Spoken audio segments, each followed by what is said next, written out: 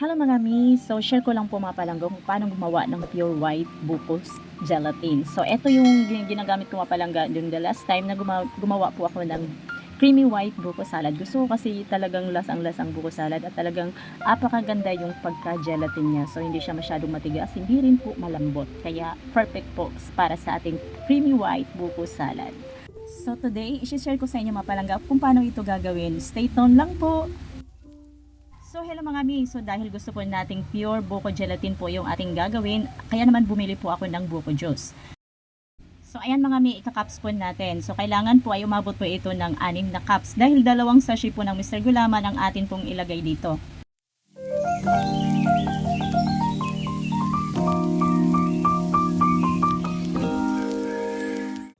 So dito mga palangga ay mag-add po tayo ng 1 teaspoon of white sugar. So and then mix lang po natin hanggang sa matunaw po yung ating white sugar. At pagkatapos mga mi ay isasalang na po natin. So pakuluin lang po natin ng kaunti mga mi at ilagay na po natin ang unang sachet po ng ating Mr. Gulaman. 2,000 years later.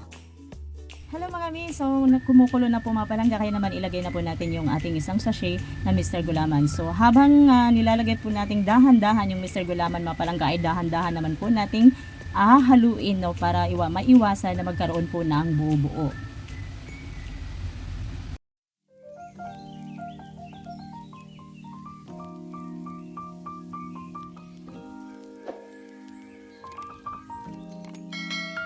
So pagkatapos po na ilagay po natin yung ating Mr. Gulaman ay dahan-dahan pa rin po natin itong haluin hanggang sa kumulo ng kumulo ito.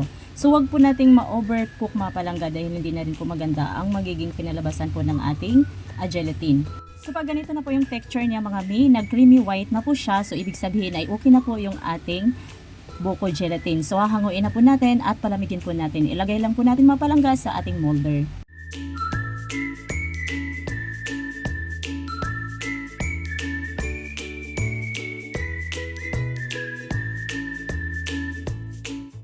Hello mga langga, so nailagay na po natin sa ating molder yung ating buko gelatin. So kung napapansin nyo mga mi, meron po tayong nakikitang mga bubbles. So tatanggalin lang po natin yan gamit po ang tinidor. Kailangan mawala po yan lahat mga mi dahil pag hindi po nahahayaan po natin yan, ay magiging butas-butas po yung ating gelatin. At ganito mga palangga, ganito na po, wala na pong bula-bula, pwede na po nating hayaang lumamig muna. At pagkatapos mga palangga ay pwede na rin nating ilagay sa ref para lumamig ito. Saka po natin i-slice.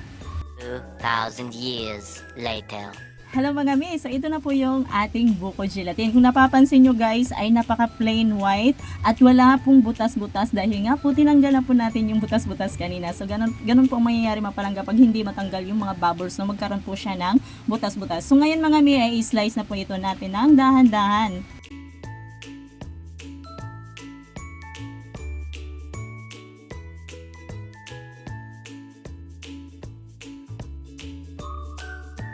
Hello mga palangga, so ayan, na-slice na po natin ng pa-cubes. Tingnan nyo naman mga palangga, napakaganda yung pagkagawa po natin ng buko gelatin. Kung napapansin nyo guys, hindi siya gaanong malambot, hindi rin po matigas, no? At ayun guys, tinitikman ko talaga yan, talagang as in lasang-lasang buko po yung ating buko gelatin. So ito yung perfect mga palangga para po ihalo po natin sa ating creamy white buko salad. By the way mga palangga, nagawa ko na po yung creamy white buko salad na yan. I-check nyo na lang po mga me. No, so hindi ko po kasi nasama ito sa paggawa, no. So ayun, nilagyan ko na rin po ng mga palangga ng video para po ay magawa rin nyo rin po, no. Sa gustong gumawa ng sariling buko gelatin ay pwede na po kayong gumawa mga mi. So napakadali lang po ng process natin mga mi. Sundan nyo lang po yung ating yung ating kung paano po natin ginawa mga mi para as in perfect po yung ating buko gelatin.